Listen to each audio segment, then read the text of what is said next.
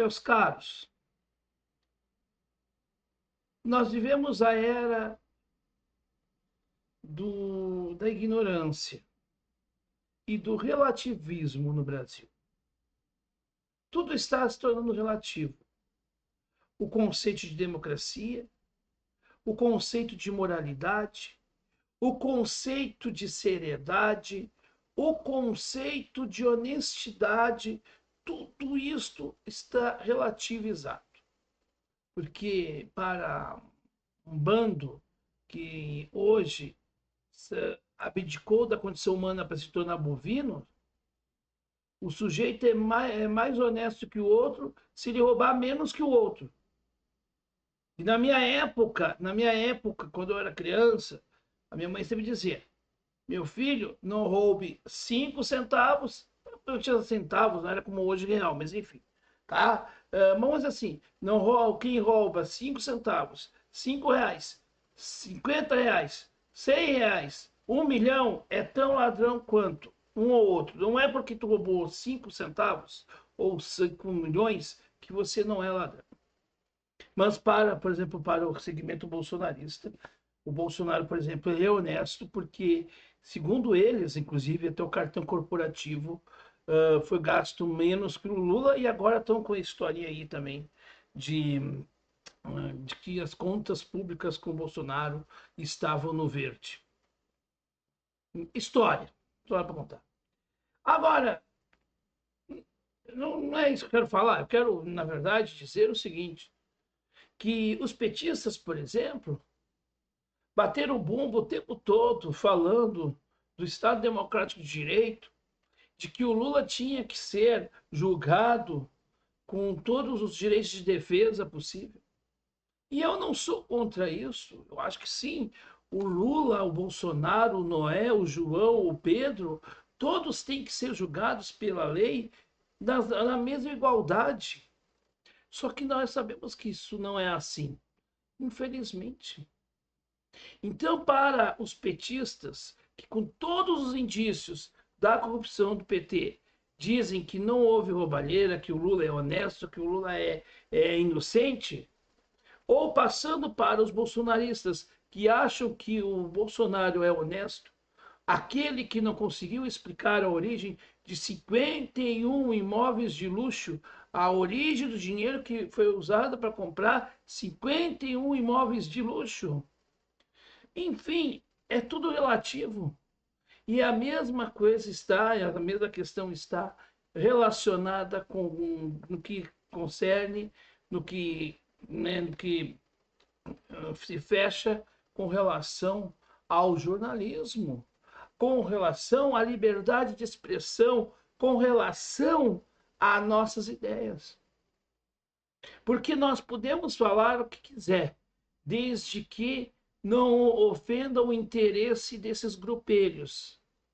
Hoje, no governo está o PT, lá atrás era o Bolsonaro, que tinha inclusive um engavetador lá, um engavetador que não que engavetou todos os pedidos de impeachment contra Bolsonaro. E com tudo aquilo que aconteceu. Agora nós temos o aparelhamento do Estado em diversos, nas diversos poderes, né, em que a gente começa a ter uma censura do bem. É a censura do bem. Nós não podemos falar tais coisas porque tais coisas são ofensivas. Até se prevê aí, tem um projeto de lei que é vamos dizer assim, uma lei da mordaça civilizatória. E assim por diante. O que aconteceu no caso Márcio Smelling é muito grave. Márcio Smelling foi sentenciado pelo Tribunal da Inquisição da Internet, um tribunal que faz linchamento, um tribunal que não averigua as coisas, um tribunal onde os julgadores se arvoram como, né, os donos da verdade absoluta. Isso que aconteceu com Márcio Smelling. E o jornalista Ricardo Feltrin foi lá e apurou os fatos e viu que não era nada daquilo que a dona Dani Calabresa falou. Não só a dona Dani Calabresa, como as outras, né, senhoras, intituladas carinhosamente como as abusadas de Taubaté.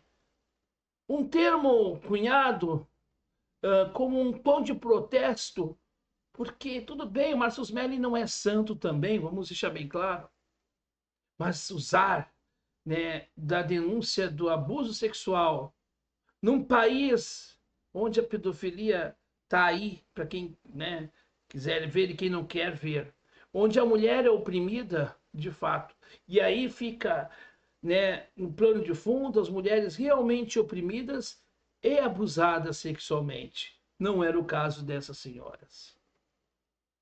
Então, porque o jornalista Ricardo Feltrin denunciou isso, mostrou as provas, mostrou os prints, fez todo um trabalho.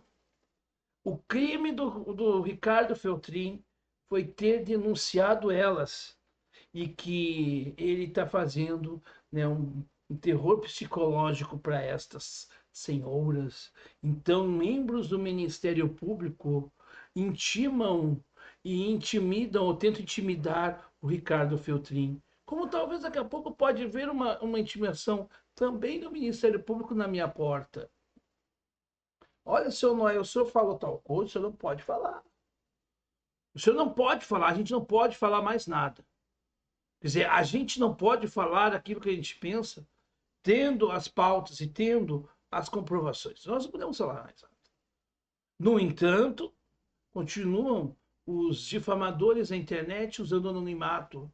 Continuam, né, pseudos jornalistas também defendendo e fazendo fake news pró-PT, por exemplo. E eu vou citar um nome, o seu Breno Altman é um destes. Mas estes podem. Num país em que, até o ano retrasado, nós tínhamos um presidente que fazia live contra a vacina. E este mesmo presidente está aí, livre, leve e solto, falando todos os absurdos, sendo pago ainda por nós, porque nós pagamos as poupudas aposentadorias desse sujeito, fora o dinheiro do fundo partidário, do partido dele que ele recebe para estar lá, e é dinheiro, recurso público que é nosso, e aí vem os liberaloides que tem que privatizar tudo. Pois é, nós temos que privatizar os políticos. Políticos como o Bolsonaro, por exemplo, que vivem de tetas do governo. Mas aí são os primeiros a se arvorarem aí defensores de não sei o quê. Então, quando a gente vem aqui e mostra as contrariedades, as contradições, e vê que é o que está acontecendo com o Ricardo Feltrin é uma perseguição, é um absurdo. O crime do Ricardo Feltrin é que ele fez jornalismo. Esse é o crime do Ricardo Feltrin. Não era para ele fazer jornalismo. Feltrin, tu não tem que fazer jornalismo. Tu tem é que fazer o que o UOL faz. Não todos, não estou aqui generalizando, porque tem profissionais excelentes lá dentro do UOL. Mas como muitos fazem.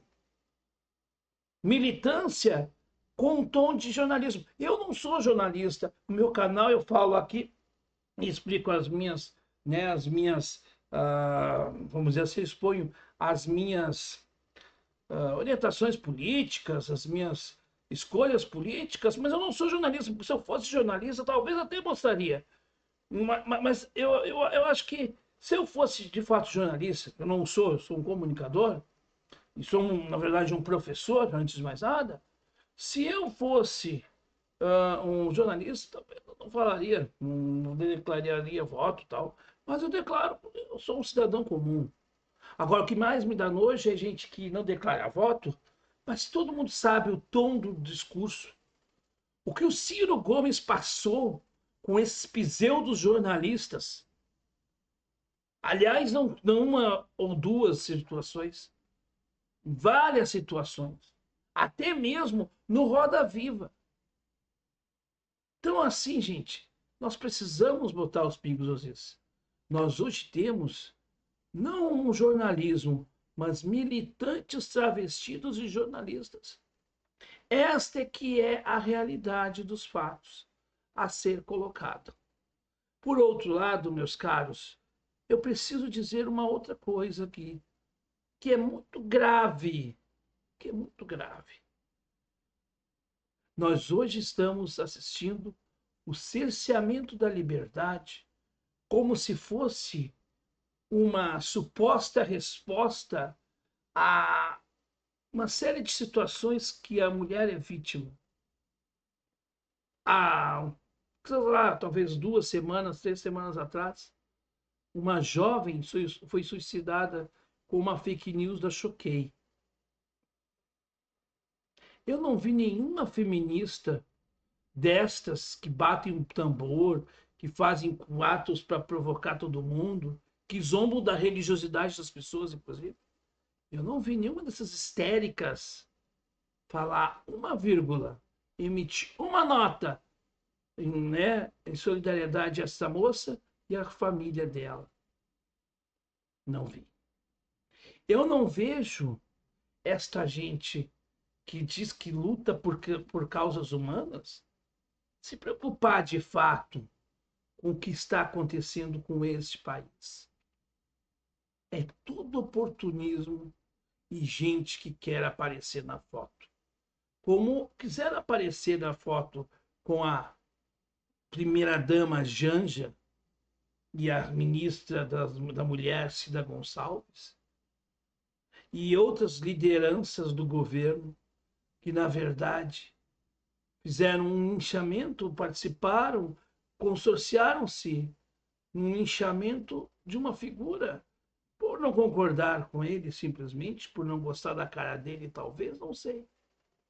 Essa esquerda que diz que defende um pensamento progressista, mas que tem o pensamento racista, como as declarações, né, de algumas senhoras envolvidas nesse caso do Marcus Melling, na intimidade.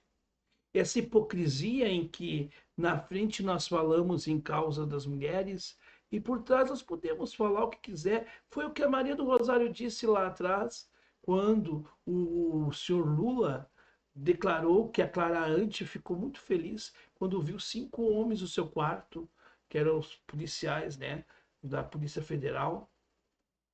Mas aí esse ato de machismo do Lula pode. Quando ele disse que as mulheres tinham grelo duro, ninguém do PT se arvorou contra o Lula e dizendo: olha, Lula, não tenho mais respeito com as mulheres.